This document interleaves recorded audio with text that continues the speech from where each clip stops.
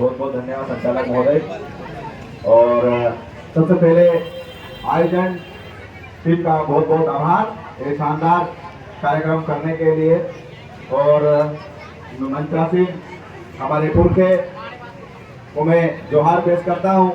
और मेरे सामने बैठे हुए मेरे साथी शेर, बब्बर शेर, टाइगर, तमाम जो लोग बैठे हुए हैं आप सभी को भी मैं जोहार पेश करता हूँ।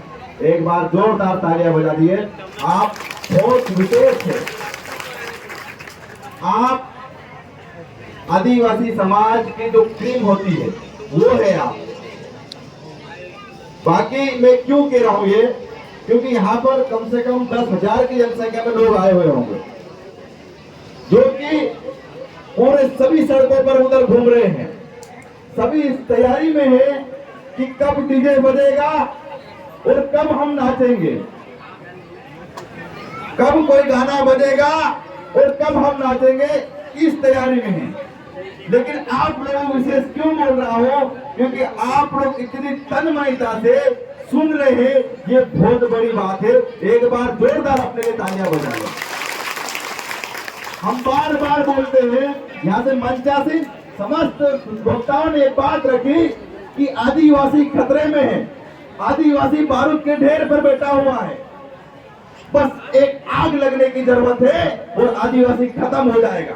हम देख रहे हैं पिछले कुछ सालों से आदिवासियों पर प्रत्यक्ष और अप्रत्यक्ष हमले हो रहे हैं। जितने वक्ताओं ने बातें बताई, बस यही बात बताई, लेकिन कोई भी इसको गंभीरता से ले ही नहीं रहा है।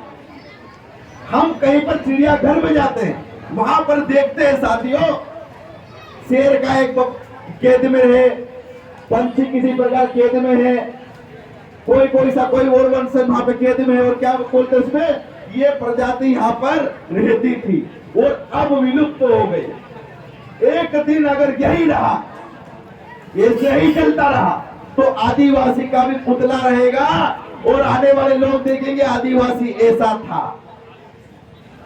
ये सत्य है। जलियांवाला बाग हमारे इतिहास से पढ़ाया गया, लेकिन आदिवासियों का नरसंहार कभी नहीं पढ़ाया गया। वो मानगढ़ का हो या हमारे पास का भीमा नायक का, यहाँ पर भी आदिवासी खून की नदियां बहाई। लेकिन बड़े दुख के साथ कहना पड़ता है मेरे युवा पीढ़ी को भी कि जो समाज, जो लोग इतिहास को नहीं जानता है, वो आने वाली गांडू कौम पैदा होती है।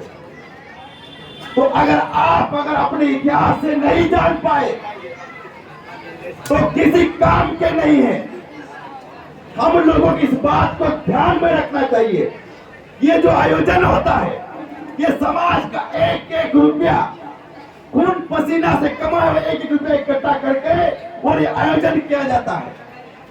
लेकिन हम इंतजार किस बात का करते हैं, डीजे बजेगा और हम नाचेंगे, कब गाना बजेगा हम नाचेंगे। अरे नाचना ही है, जब हमारे पास कुछ बचेगा ही नहीं तो नाचना ही है। वर्तमान में हम देख रहे हैं, मेरे पहले ही बोले प्रत्यक्ष और अप्रत्यक्ष हमले हो रहे। हमारी बहनें आए दिन गायब हो रही है, जिनके ऊपर दोनों तरफ से हमले हो रहे। पहला हमला तो गायब भी कर दी जा रही है महिलाएं। ये एनसीआरबी का आंकड़ा बता रहा हूं, 2020 का 8,623 महिलाएं गायब हुई। उसमें से 7,000 के लगभग सिर्फ आदिवासी महिलाएं थी। और महिलाएं नहीं थी, वो नाबालिग बच्चियां थी। ये सवाल कौन पूछेगा, ये बहन बेटियां कहां जा रही है आदिवासी? और मध्य प्रदेश का आंकड़ा है, कोई भारत का आंकड़ा नहीं बता रहा हूं मैं। उन बहन बेटियों को ये जमीन निकल गई, आसमान खा गया, ये कौन पूछेगा? तुम्हें पता ही नहीं है कि हमारे साथ में क्या हो रहा है। और प्रत्यक्ष रूप से दूसरा हमला हो रहा है कि हमारी बहन बेटियों को अन्य समाज में खुले आम ब्याह दी जा रही है। उस बहन बेटी की पूरी जिंदगी तबाह कर दी जा रही है। हो सकता है छोटी मोटी गलती हमारी बहन से भी हो जाती है, लेकिन पूरी गलतियां हमारे समाज में भी है। मैं इस मंच के माध्यम से जितनी भी तमाम हमारी बहन बेटियां अगर कहीं दूर तक भी सुन रही है, तो एक बार ध्यान रखना कि हमारे समाज का बेटे के पास भले 10 लाख की 4 व्हीलर गाड़ी नहीं मिलेगी आपको, भले आपको बड़ी मोटरसाइकिल अपाचे नहीं मिलेगी, लेकिन हमारा समाज का बेटा आपको भूखा नहीं रखेगा। इस बात को ध्यान रखना। आज दूसरे समाज का भले होगा, उसके बाद धन दौलत होगी, लेकिन वो पहला फुसला को लेकर जाएगा, लेकिन आपकी जिंदगी को नरक बना देगा। मैं उंगलियों पे ऐसे उदाहरण गिना दूंगा कि कितनी हमारी बहन बेटी आज रो रही है उनके घर किसी कोने में बैठकर। तो ये प्रत्यक्ष रूप से हमला, इस चीज को ध्यान देना पड़ता। बाकी तो बातें तमाम हो ही गई है, जितने हमारे वक्ताओं ने बोला। आप अगर यहाँ पे अभी कभी वर्तमान में किसी नाचने का प्रोग्राम लगा दे, कोई नाचने लग जाए, तो मैं गारंटी दे रहा हूँ एक एक के हाथ में से बाहर मोबाइल निकल जाएगा और बाकायदा वीडियो बनना लग जाएगा, सब बनाने लग जाएंगे वीडियो। ये तो आजमा के देख लो। यहाँ पर जो वक्ता बोल रहे हैं पूरा जीवन कुर्बान कर दे समाज पर, क्या बात करते हो आप। लेकिन इसके बाद भी उनके विचारों को तवज्जो नहीं मिलती है तो दुख होता है। और आज हम भी उसी लाइन में हैं। हमारा मकसद ये होता है कि कहीं न कहीं अगर हम 100 किलोमीटर दूर आते हैं जाते हैं, तो हमारा मकसद ये हो जाए कि कम से कम 1000 लोग सुने, तो कम से कम 5 तो वहां से वैचारिक लोग निकल जाए, तो हमारा आना सफल हो जाता है। तो कम से कम वो बोल सके।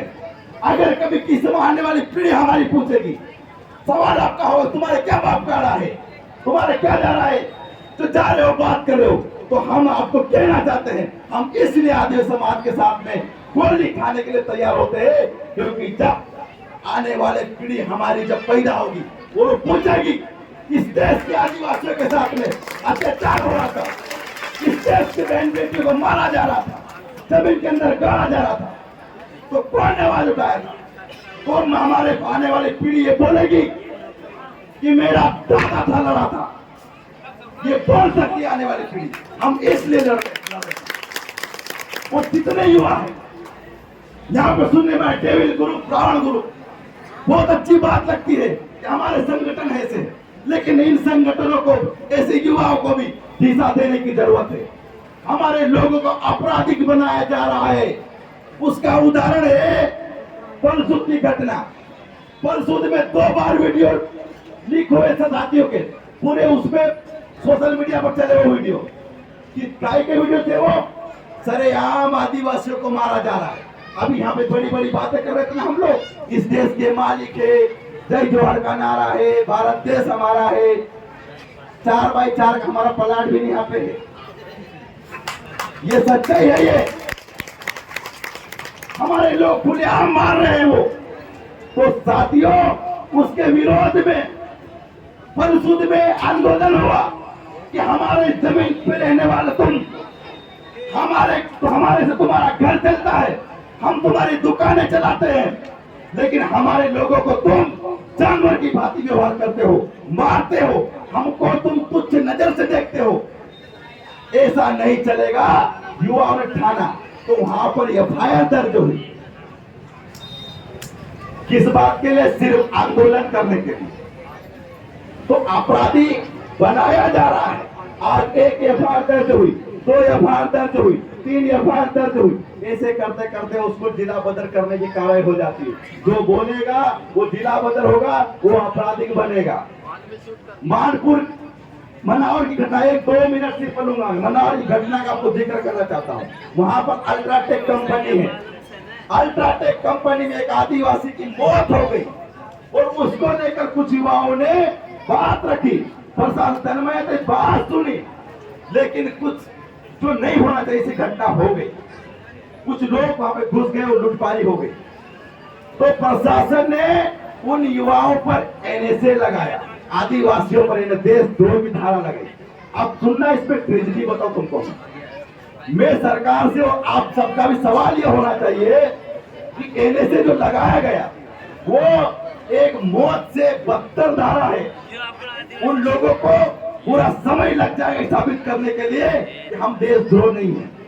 सरकार से भी ये पूछना पड़ेगा कि अल्ट्राटेक कंपनी कौन सी सरकारी धरोहर थी। लेकिन मैं बताना चाहता हूं कि सिर्फ वहां पर गोलियां ही नहीं चली। अगर आप संगठित होकर आंदोलन भी करते हो तो आप पर सिर्फ अभी गोलियां चलना ही बाकी है, वरना एक दिन आज 4 से 5 साल और अगर यह चलता रहा साथियों, हम एकजुट नहीं हुए तो गोलियां भी चलेगी। तो हमें क्या करना है, तैयार रहना है, जागरूक होना है। अगर कभी एक भाई को अगर तकलीफ होती है तो उसको ये नहीं सोचना कि फलाना है ढिमका है, हमको उसके साथ में खड़ा होना चाहिए। 5 से बढ़ के आदिवासी सबको तकलीफ हो तो पूरा बड़वानी, खरगोन, मध्य प्रदेश से कोने कोने से और पूरे भारत के आदिवासियों को उतना ही दर्द होना चाहिए। ऐसी एकता हमको बनाना पड़ेगी, तब हम सफल हो पाएंगे, तब हम लड़ पाएंगे इनसे। तो बातें बहुत सारी है।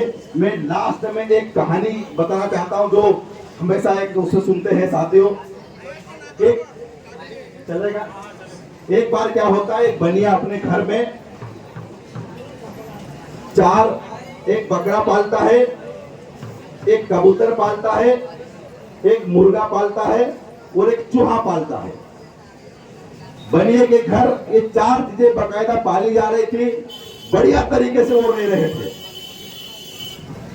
एक फिर क्या हुआ, बनिया ने सोचा कि ये बहुत हो गया है, चूहे बहुत हो गए हैं, पिंजरा ले आए चूहा पकड़ने के लिए। पिंजरा ले आए, पिंजरा रख दिया तो चूहा दौड़ा दौड़ा गया कबूतर के पास। अरे तुम यार मेरा साथ दो, ये पिंजरा ले आए हैं। तो कबूतर क्या बोलता है कि पिंजरा तेरे लिए लाया है, मेरे लिए नहीं लाया है, मैं इससे अलग हूं।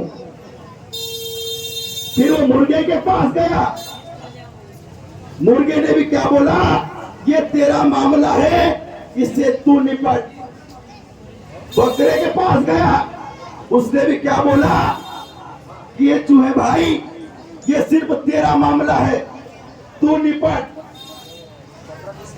वो आखिर में हताश होकर एक कोने में बैठ गया। फिर एक दिन क्या हुआ, शाम को उस पिंजरे में गलती से सांप फंसा गया। अब बनिया की वाइफ को लगा, पत्नी को, कि चूहा आ गया होगा, उसने हाथ डाल दिया। हाथ डाल दिया तो उसको सांप ने फंस लिया। अब वो दौड़े दौड़े गए कहा, डॉक्टर के पास, बड़वे के पास। बड़वे ने क्या कहा कि इसको कबूतर का खून लगेगा, कबूतर को मारना पड़ेगा। तो चूहे से पहले कौन मरा, कबूतर मरा। वो थोड़ी थोड़ी ठीक हुई। फिर बोला, मेहमान उनको देखने आए, क्या सांप काटा है तो खिलाए क्या। तो सोचा चलो मुर्गा मार देते हैं। तो दूसरी बलि चढ़ी किसकी, मुर्गे की। जब वो पूरी तरह से ठीक हो गई तो फिर सब परिवार वालों ने सोचा कि अभी बकरा ही मार देते हैं। तो तीसरे नंबर की बलि किसकी चढ़ी, बकरे की चढ़ी, और वो चूहा बच गया। तो वो पिंजरा किसके लिए लाया गया था, चूहे के लिए। लेकिन मरे कौन कौन, सब मारे गए। तो अगर आज हम ये सोच रहे हैं ये साजिशें होती है, भिलाला, बारेलाबाद, ओबीसी, एसटी, एससी, ये फलाने का आदमी, ये फलाने का आदमी, ये तो ऐसा है, ये तो वैसा, ये साजिशें हैं। नंबर सबका आएगा, आज इसका है तो कल उसका भी आएगा। तो ये ना सोचे साथियों ये वो है। हमको सिर्फ एक थीम रखना है, आदिवासी मेरा भाई है और अन्याय होगा तो सबसे पहले मैं खड़ा रहूंगा, ये प्रण लेके जाना है। बहुत बहुत धन्यवाद।